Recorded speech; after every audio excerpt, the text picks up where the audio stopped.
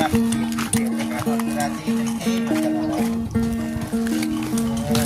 พื่อน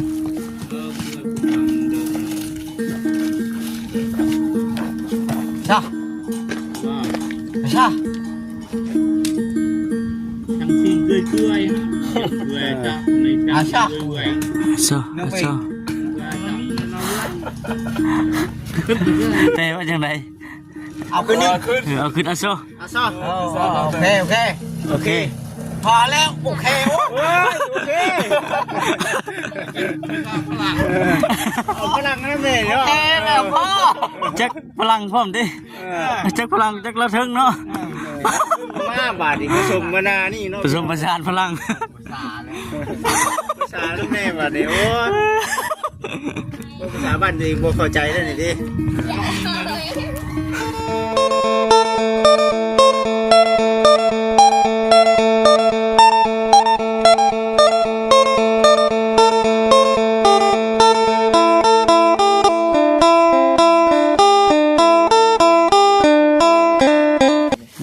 แล้วหัวไข่มันมาแต่ใส่เนาะ พี่น้องเลยว้าตัวทั้งสามคนกำลังกอยรวดเร็วทันใจเนาะสร้างเนาะเทเรียบร้อยทั้งนั้นพี่น้องเลยพี่น้องเลยเนาะก็เดินการทักทายสบายดีเด้อพี่น้องเด้อทักทายสบายดีพ่อแม่พี่น้องสี่กันเบิดสุขุทุกคนพี่น้องเลยเนาะสบายดีเดี๋ยวไว้ดีเนาะ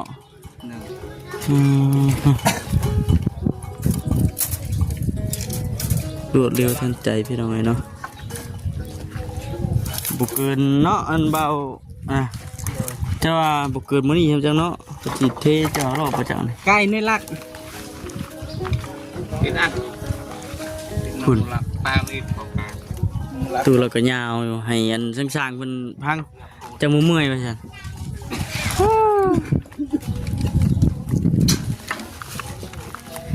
พอดีเอาเจาะพี่น้องเลยเนาะ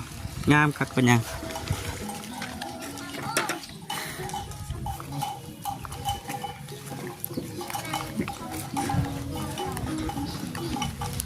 เอาติ๊กสามไปเทียบกันเลยเนาะ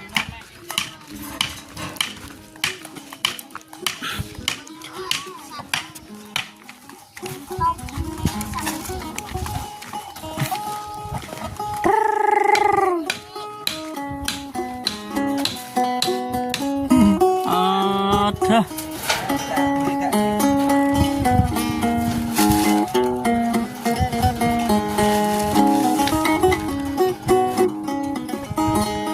เข้ามาตอนบุญนี่เพื่อน เศร้าไหมวะ ชิบุเป็น โอ้บุญใส่กระตุ บุญบ้านพอบุญบางไผ่ บ้านมันยาวแล้วบ้านนี้เนาะ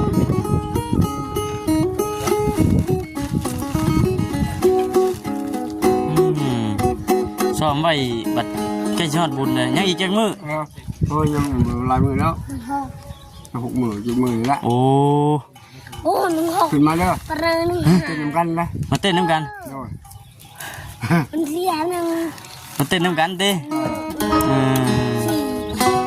มันตรงเงาชา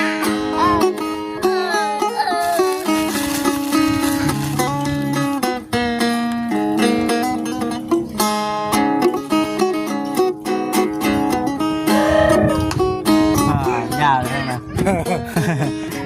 รถใจไวเลยเนาะช่างเนาะ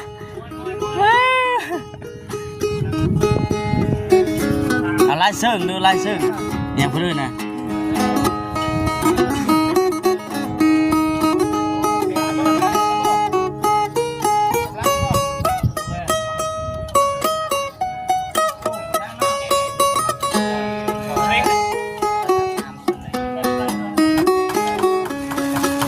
นั่งซ้อมบึง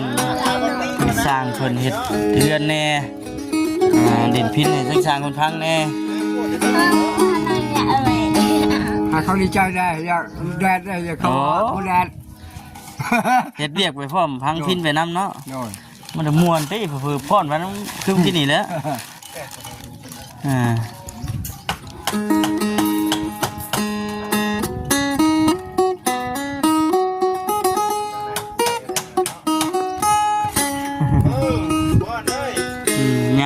บัดนี้ไหมมันคือเหลืองได้ไหมเป็นเนาะมันจิเจอไม่ย่อบ่ ไม่ย่อได้เนาะเห็นบ่ เหลืองให้เนาะ คือไม่ย่อได้นี่ถึงน้ำเหลืองได้ว่าหรือว่าเป็นน้ำปูนบ่เป็นน้ำปูนบ่ เป็นน้ำไหมเลยเนาะไม่ย่อจ้ะ คือไม่ย่อนี่ ถึงน้ำ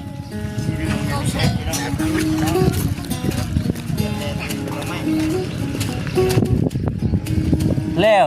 เหมือนเทคานเนาะว่าจิเนาะ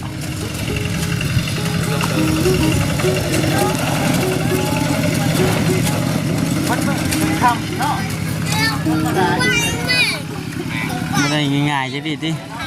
เพื่อจะเป็นเฮือนเป็นชานเนาะ ไว้อยู่ เอากินส่วนจัดจัดไว้เนาะ จับทางกระดูกนี่ตะโกนเดี๋ยว ใส่ปากดูด้วยเนาะ เฮ้ยนี่ มาแม่เอ๊บ เบิดแห้งก่อน ตายตาตุ้งเตี้ย บ่มา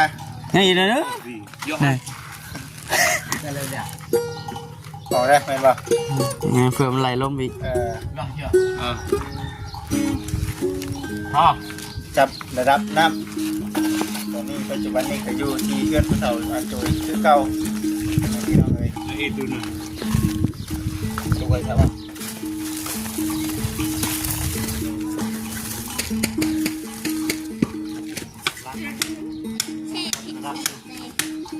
เริ่มก็ไปจากเราที่แปลงเป็นน้ำ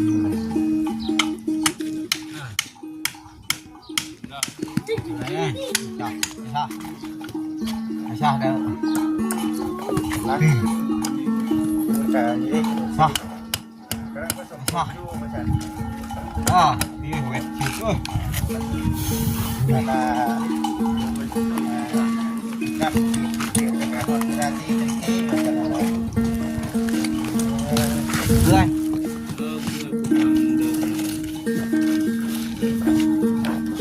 ชาชา ทั้งสิ่งด้วยช่วยจับในจับด้วย โซ่โซ่เต้ว่าจังได เอาขึ้นนี่ เอาขึ้นโซ่ เอาซ่อโอเคโอเคพอแล้วโอเคโอเคเอาพลังนั่นเลยเนาะโอเคแล้วพ่อ จักพลังพร้อมดิจักพลังจักระทึงเนาะ มาบาดอีกผสมมานานี่เนาะ ผสมผสานพลัง ภาษาลูกแม่บาดเนี่ยโอ้ภาษาบ้านเองบ่เข้าใจได้นี่ดิ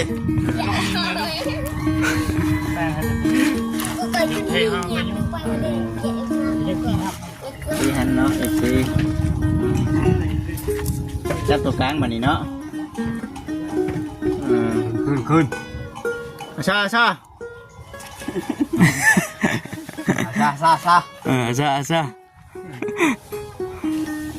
ค่อยๆเด้อค่อยๆเด้ออย่าหอดแล้วได้เจ้าเพื่อน เกิดไก่พุดได้ดิ ขึ้นอีกซอเบ้ขึ้นอีกซอเบ้บ่ซอเบ้นี่คือพ่อบ่ขึ้นหน่อยนึงซอเบ้ดิพ่อเสิร์ฟเลยตี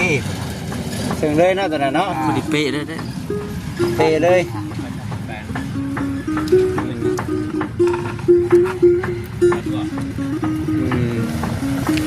นี่แหละพี่น้องเลยคนทั้งนี้ก็ได้ กำลังปั๊บกำลัง บันเด้งเพลงอย่างเย็กนี่ไปมวน เราซ่อมไว้ใกล้ชอดบุญเลยนะ ซ่อมบุญมา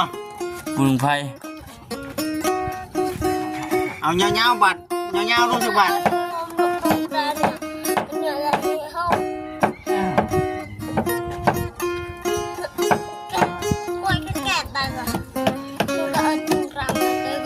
อันนี้ตัวอันบิดนั่นนั่นแหละแบรนด์คืออันบิดอันเอาไฟขึ้นประมาณนะ ไม่ได้เหรอ อันนี้มันไฟลงไปเลย ไม่ให้ลงหรอ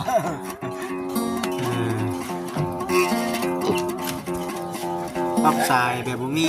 นั่นเนาะชม บาท เอ๊ะกันนี่คุณมาพูดไปพูดไปซะไป ไปจะไปกินชมกันไป โอ้ย ประตู ชมดิ ก็ ได้ เย บ่ อะก็พอจะสิบสอง เฮ้ยมาอยู่สิมีแต่ได้กินแท้นี่เนาะคิดมากก็กินคิดนี่ก็กินเลยนี่ที่จมแบมโดนอยู่เอาไปกิน แม่นมงนะมงคัน โอ้ยมองคัน เคยมงวานนี่เพิ่นแหละ หมดแล้ว มะม่วงยังอะไรเพื่อนมะม่วง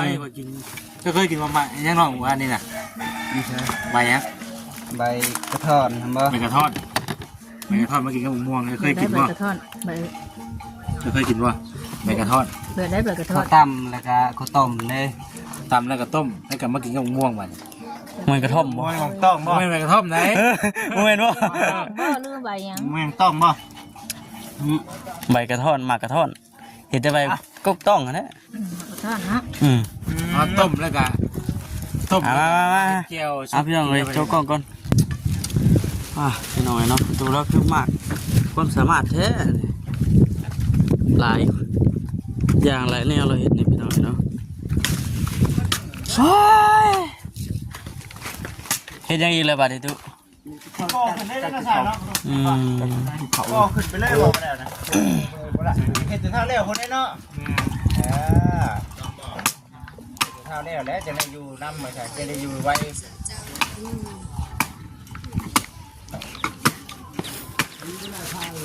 นางเบิกสร้างเพิ่นเฮ็ดเวียกก่อนพี่น้องเนาะ เดินแขนยังมาแล้ว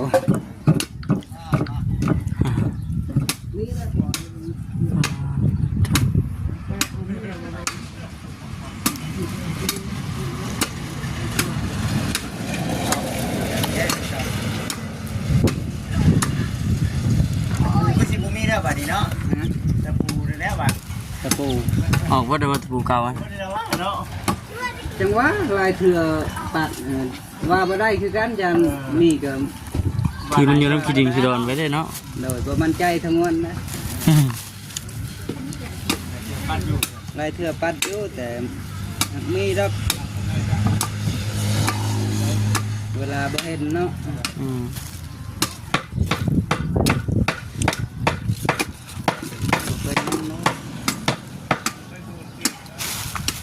ผู้เชี่ยวรถเข้ามาพี่จิตอันบ่จิตมียาเล็กน้อยอยู่ซั่นแต่บ่มาบ่ เขารถ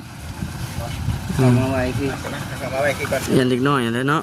ยันเขาคูชีแล้ว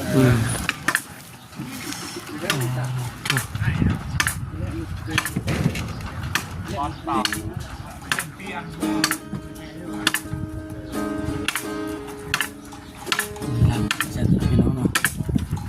ทำจิตเป็นก็เอารถกลับมาพี่ก่อนเช่นบ่หายตัวไม่ ของโชค ไม่คลอดนะสร้างเนาะโอ้เห็ดยังก็เป็นด้วยดิขึ้นว่าเนี่ยเห็นทุ่งเลยก็เห็ดยังก็ได้เบิดพี่น้องเนาะ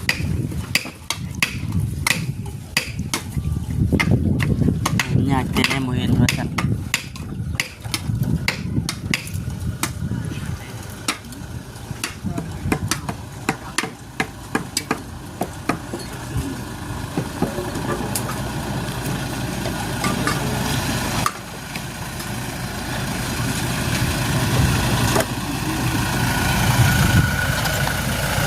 โอเคพอ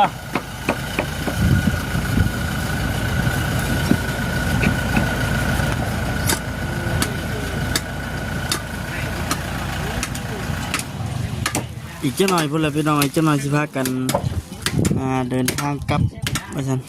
อีกคำเจ้าหน่อยก่อนถ่ายคลิปให้ทาง FC ได้เบิ่งได้ชมนำกันเจ้าหน่อย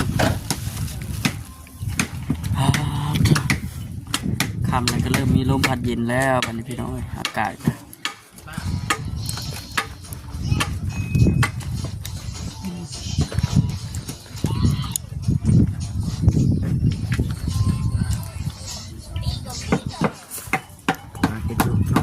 แม่ ตั้งนี่ก็ได้นั่งที่เข่าก่อนเนาะ ชานบัดตรงนี้มันเฮ็ดสร้างเก่าบัดเนาะอันนี้คิดได้อันนี้ นี่ก็คือใช้ตุ๊กนะ ปากกระทุนี่น้องเฮ็ดแบบเดียวกันเนาะน้องบ่จิเนาะ โอ้สำคัญคือคุณจำไปเฮ็ดได้อันนี้กับบุงมันนี่ไปทั่ว แล้วเขา คิดเองบ่เอาหรือว่าเอานี่บ่ ตัวแปะใส่ สิสิบ่เฮ็ดน่ะ แปะใส่แล้วก็คิด สิคิดไปนี่ คิดวงนี้ โอ้สูตรไปสูตรมั มัน นจะเอาติวล้วนเนาะ ไม่ มันพุ่ง ไม่พุงบ่ โดด โอ้คือสิมันเนาะบางเคยได้ติวมันล้วนได้นี่ โดดมัน เห็นแล้วเพิ่น มันจะมันขาด ลายยังได้ชองยืนบ่ มันจนมันขาดเนาะ โดดไปไม่ได้รู้เอ้ยมันมีแนวเห็ด ลาย เบา แข่งกระเต แนวเห็ดบ่ได้โอ้ยถือว่ายังเปอร์เซ็นต์ยังอยู่ใช่ปะ มันเป็นอัน ยังช่วงนี้ยังบ่พอ เส้นหนึงมันยังบ่พอ เส้นหนึ่งบ่พอ สร้างการที่เขา สร้างขาที่เข่าเนาะ แล้ว โอ้ เลี้ยงลูกแต่หน่อยชงใหญ่อาชีพนี้แหละ อันนี้บ่เรียนรู้จะไหนจังไง โดดแต่เอาเมียว่าหันการเป็นกะให้หาไปเรียนขับกินน้ำ เฮ็ดเป็นเบิดนี่เนาะ โดด เฮ็ดเป็นเบิดนี่นี่ว่าเสียเวลาจนมาฮอด10 ปีคันว่าแต่ฮอด10 ปีพุ่นยันมีกูนี่แล้วเนาะ โอ้ถ้าเพื่อนจะดีคุณบ้าเอาไว้แล้วบริษัทจุเขาแล้วไปแล้วปอครับโอ้ย